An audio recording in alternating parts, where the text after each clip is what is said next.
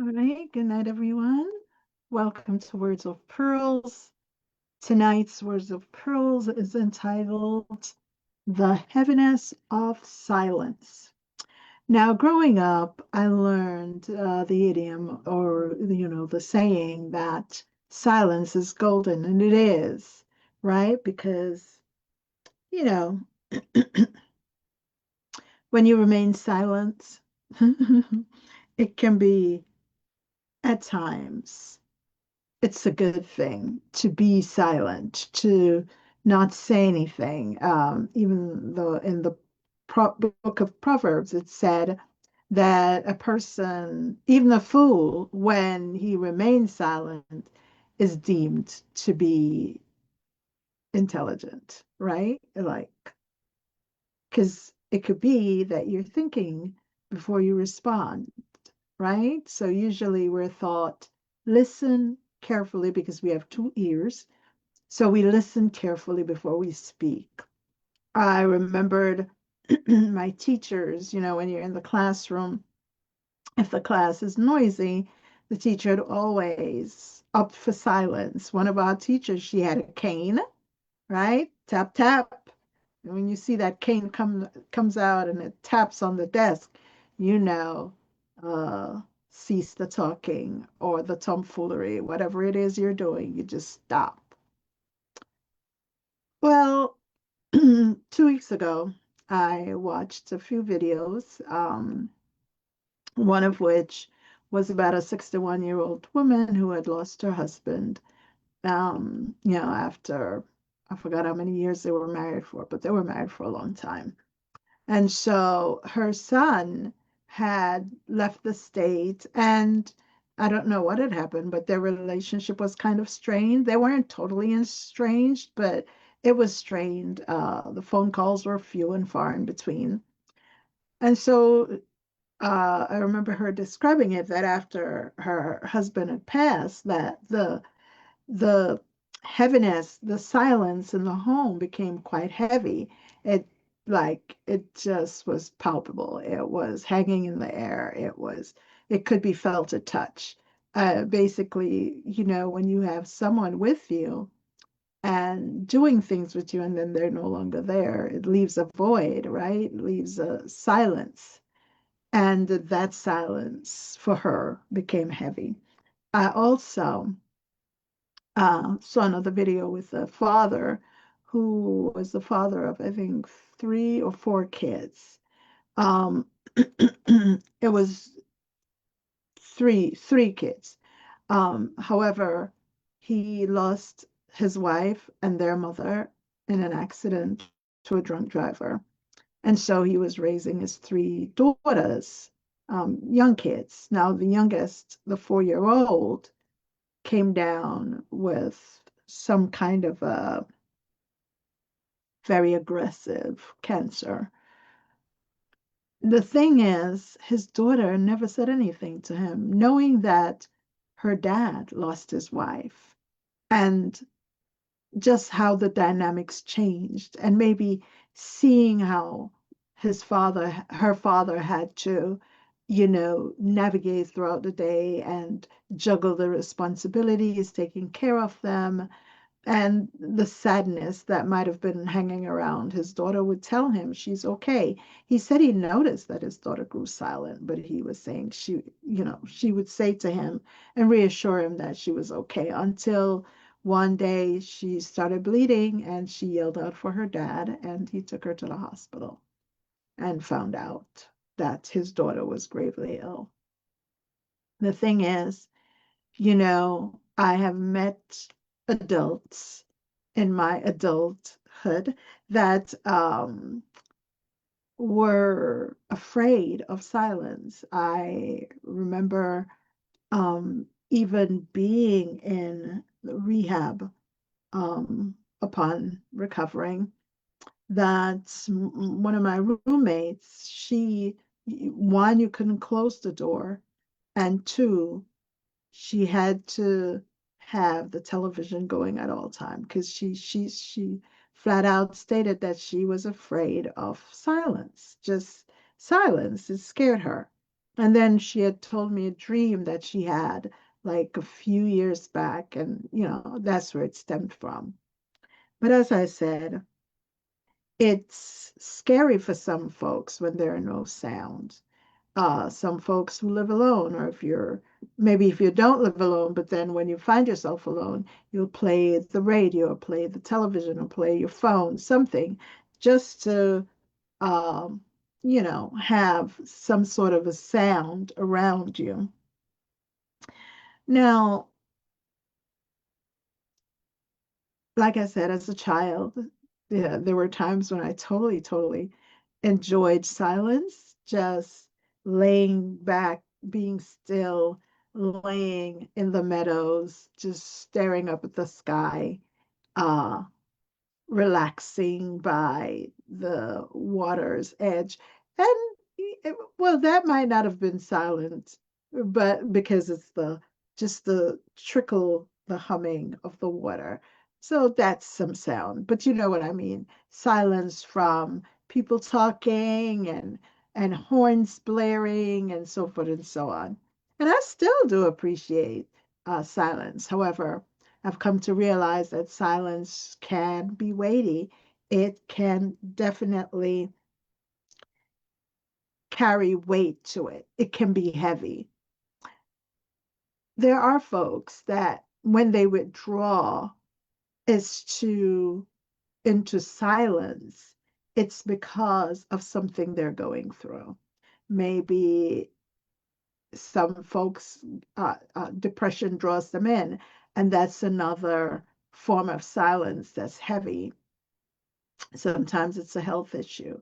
It may be mental unwellness. It could be just carrying the weight of burden on your shoulder. Sometimes when people are in relationship and contemplating what to do, they grow silent. Sometimes it's at work and being displeased with coworkers, or seeing someone steal your idea and then they get promoted and you suddenly withdraw.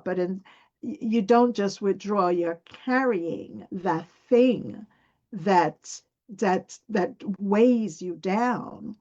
And so that's when silence become heavy, when you're just carrying the weight or the burden of a thing, or an issue, or an experience that you might be facing, or sometimes it's family issue and you're contemplating, do I tell family this, do I tell family that? It can be health issues, whatever it is. At times it can, um, when you carry secret burdens, they can be heavy.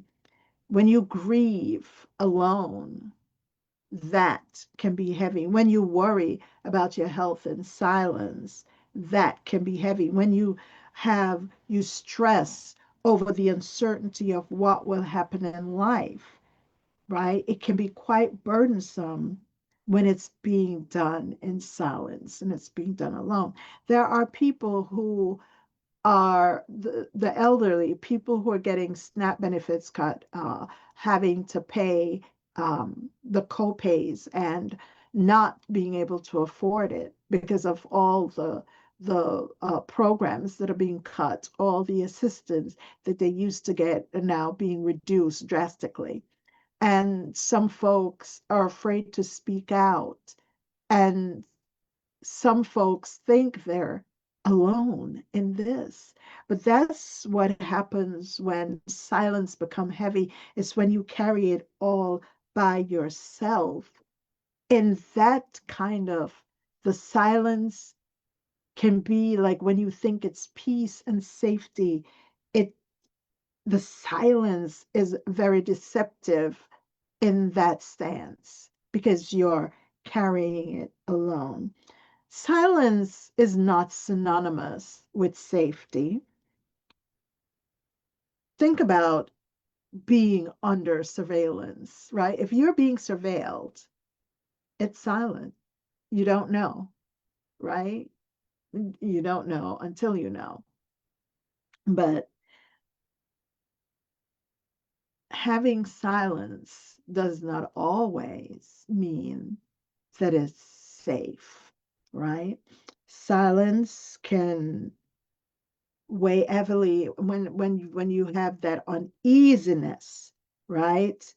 Um, that can be a clue, when there is an uneasiness. Sometimes you may have walked up to your home and it's silent. It's supposed to be, but the silence is different. I remembered walking into our home one day, and um, I had a cat, and I walked in. I saw my cat, and I thought my cat was acting strangely. My cat usually greets me. Not this day. It sat on top of the freezer. There was a small freezer, and it sat on top of the freezer. And I thought, that's odd. One, it never came to greet me. And then the other thing is that it's just sitting on top of the freezer. Now, the freezer actually faced our bedroom door. So I was like, okay. So I'm going in, and my cat arches its back. And I'm thinking, wait, that's like, why are you acting that way? So because my cat arched its back, I stopped to pet it, to say, what's happening? There's no need to be afraid. And I'm turning on lights, and then so I go to the kitchen, and I decided, let me just put on the kettle to make some tea, right? So I put that on. And then when I came back, I saw that my cat had relaxed and this time jumped down. And when I walked into our bedroom, I was like, wait, something's wrong. Then I realized it was silent, all seemed well. And then I felt the cool air. And I'm like, hold on, my window's open? No, I didn't leave that window open. Yeah, that was the window to the fire escape. And then the wind blew and the curtain blew up. And so I was on my way to the fire escape, and my sheets on the bedding were light colored. And when I looked, I saw a huge footprint, like a sneaker foot, just one foot. Maybe, I don't know, when they heard me come in, they jumped or leapt, or I don't know. So, um, that struck me. So then I pulled back, but then I noticed that my cat came in with me. So I was like, okay, it must be safe. So I went to the window. Of course, nobody was there. I opened the closet. Nobody was in there. I called 911, of course. And when I went to the window and looked out, I saw my jewelry box was out there. And it was partially empty, like all the real jewelry was gone, and it had the costume jewelries. There was a section on top where that was, and of course, that was there, that was left. But I say this to say that my home was still silent. It has always been, this was before kids. So my home used to be silent. I mean, it's adults. So if you're not playing music, or you're not, or you're alone, you come in, you're alone, or someone's sleeping, then it's going to be silent. But no one was in the home that night except me. I was the first person who came in. So I picked up the phone after I called the police, and I called the others to say, hey, this is what I came into and saw, right? And so, just saying that silence, there are many facets to silence. There are times when it's golden, when you have a child who's not feeling well and they're crying, crying, crying. You just long for them to feel better, so that they can rest, so that you can rest, right? There's nothing worse than when you have a child who's feeling unwell, whether they're teething or, they pick up a cold or something, and, breathing, because you know how right? Or I'm not saying it's something bad, but just when they're uncomfortable, when they get their shots, sometimes, you know, and they're just cranky. You just want to revel in that silence. And when they finally get to rest, you breathe. You actually realize you're not breathing prior to that, right? Like you're really taking short breaths, is what I'm talking about. Because you're on edge, you don't know, you're stressed out. And so the breathing is not deep, like, but once they start feeling better, once the fever breaks, once, you know, you suction them and they can breathe, and then they finally go to sleep, you're like, yeah, you decompress, you breathe, and then you relax. And that silence is welcomed, right? The silence, when it's a lack of, that someone who used to be there that is no longer there, that can be unbearable. The silence of all the other things that I mentioned can really be heavy, right? The psalmist David, he knew the heaviness of silence. And so he said in Psalm 55 and 22 that we should cast our burdens on the Lord, and he, the Lord, will sustain us. So silence doesn't have to be heavy. It doesn't have to be burdensome. When we give the burden of grief and fear and sickness, uncertainty, stress, and sorrow, when we hand that over to Christ Yeshua, when we give that burden to him, or in Philippians where it says, cast all your cares upon him, or be anxious for nothing, but in the anxiety, give it to him. In the silence, when we give Yeshua the burdens, we are actually not alone. You're not alone when you give the silence to him. You see, when you give the silence to Christ, he becomes your oasis. And it's a difference. You'll realize that when you give that silence to him. I've had some heavy silence. I've had some golden silence. I've longed for silence, and I've welcomed silence. I've learned that the heaviness of silence, I don't have to bear. I can always give it to the Lord because He knows, He understands, He is touched with the feeling of our griefs and our infirmity in our silence with Christ. When we give him the things that weighs us down, the silence then becomes golden.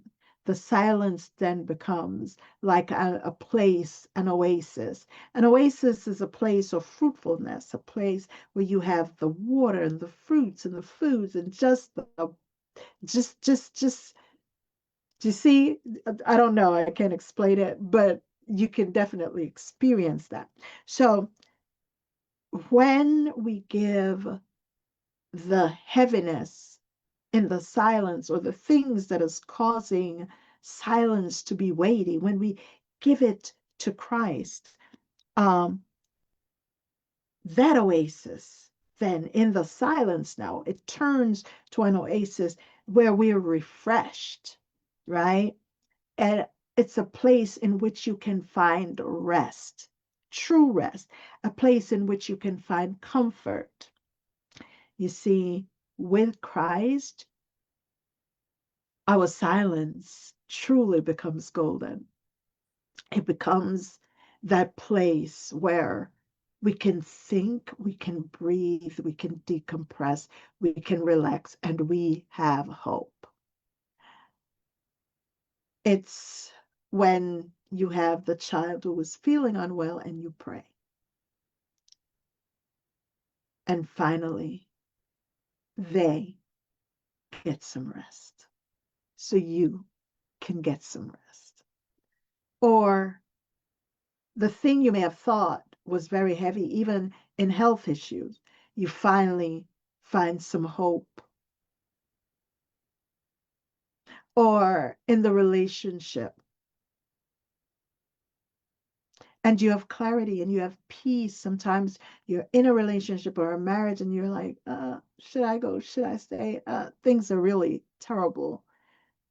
And sometimes when you pause and you really give it to the Lord and you start seeing things clearly, you realize, wait, there is hope and my marriage can be saved.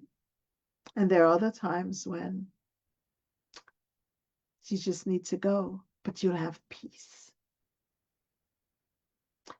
And nothing surpasses that peace. Because when silence becomes golden, it's when peace becomes present. You see, there is really no need to fuss or fret yourself because, as I said, in that the in the golden silence, when silence become golden, you will have peace. The peace that gives you the strength to carry on and overcome the weight of what you are carrying in the silence. So I hope that if you're experiencing heavy silence, that you know that there is hope for you. And you know you don't have to carry everything that you're carrying alone, because that's what makes it heavy, being in it alone. And sometimes you may just need to step out of your home. Sometimes you can, uh, if you have a park nearby, during the daytime, you can walk to the park. You can sit. You'd be amazed. People will pass by and say hello, and the Lord will provide someone to have a conversation with you. I've known people who have met people and became friends just like that, right? And that's when you know your the heaviness of your silence is becoming something other than, it's becoming better than, it's turning into the, because you now have peace, you now have hope, you now have company, someone you can share, someone you can go and sit and talk with and drink a cup of tea or coffee if that's what you choose, or health juice if that's what you're into, right? Whatever it is. And sometimes people are, when people live alone, they're quite lonely. I remembered when I was recovering, and at this point, I could walk, and with my little skinny legs, they were really very skinny. And I remember this gentleman at one of the times when I went back to see my surgeon, and I had to do some tests where he was doing some a similar tests. He had gone through something. I forgot what he said he had at the time. And so, we were both recovering, and he struck up a conversation with me, and my daughter was there with me. And, I'm quite friendly. I mean, okay, so if you know me, you know me. Fine. So I'm one that that I can walk into a room and say hello and sit down and not say anything else. If you speak to me, I'll speak to you. I'm not going to be someone who will ignore you. So I'll state it that way. So anyway, he had come in after. And so, he said hello, and I said hello back. And then where he was sitting was in close proximity to me. And so he was, asking about, you know, what brought me there, so forth. And then so we had a conversation ensued. And then he was like, you're such a nice person. I'd like to just go out and have a cup of coffee with you. my daughter, who was sitting across, my daughter, she's like, Mom, you recognize that He's not just asking you out for a couple. And I did say I don't drink coffee. So he's like, whatever it's your preference. Um, she was like, Mom, he's not asking you out for coffee just because you're a nice person. I think he's interested in you and would like to see where that goes. So you've got to say you're married. But I said to that, I said, I do have on my rings. And she's like, well, make it clear. So when she said that to me, he had gone inside to do some procedure, whatever it was. So I'm sitting there. So I went in as well. And when I came out, he still wasn't out. So um, I wasn't in there for long anyway. And so my daughter, she said, well, he did not come back out, and you need to tell him before you leave. So that you, this gentleman is not thinking, oh, you're going to show up or something or go someplace, whatever. So I did, when he came out, I asked, I had to be, I said, oh, when you asked that we go out to have a cup of coffee, um, was that just an act? Just because, hey, we're going through, here we are recovering, whatever, whatever. And he was, no, he said, I do like you. I like your energy. And, you know, and I was like, oh, well, I said to him, I thought you realized that I did have on wedding rings. He said, oh, there are people who still wear their wedding rings and they're not married. I was like, okay, but I am married. He said, oh, I'm so sorry. And he was quite polite. So anyway, I say that to say that sometimes you meet people in unexpected ways. You meet people who just want to share some time because well, he was a gentleman. He said he lived alone. I will say he said he lived alone. I mean, he was an older gentleman, so I thought, like, hey, so you never know. But if you are going through something, you're single, you're on your own. It doesn't necessarily mean it has to be someone of the opposite sex, right? Because you can meet another person that's within your age group or not. Sometimes um, friendships are born out of, like a paternal, maternal kind of, not just like sometimes people are without their children. Sometimes they don't have kids at all. Sometimes they have kids and their kids are in another state or another country and they're alone. And so they may see you not as a replacement, but as a way of maintaining that kind of a relationship. So, it may be that they'll call you up and send you texts or share and, say, hey, come, let's go out to lunch or something. And no strings attached. So, just want to say, you don't have to bear the heaviness of silence. There is another scripture from the Bible that says to yourself, show yourself friendly. If you want a friend, you have to show yourself friendly. So that's why I said that. Sometimes you may have to make the first move. So anyway, with that being said, that's all I have to say for tonight. I just want to see if anyone is on because I know at certain times there's no one on. But if you are watching, I would like to say hello to you. So let's see. Oh, no one's watching. So well, whenever you see this message, if this message applies to you or you think someone else could use it, how about sharing it on your page or I will upload it to my YouTube channel and you can go to my YouTube channel. And sometimes on my YouTube channel, there are other messages that I have on there. Sometimes I post the Sabbath messages as well. So if, feel free to go through and remember, subscribe when you go to my YouTube channel. It's free and you'll know if I've posted something new.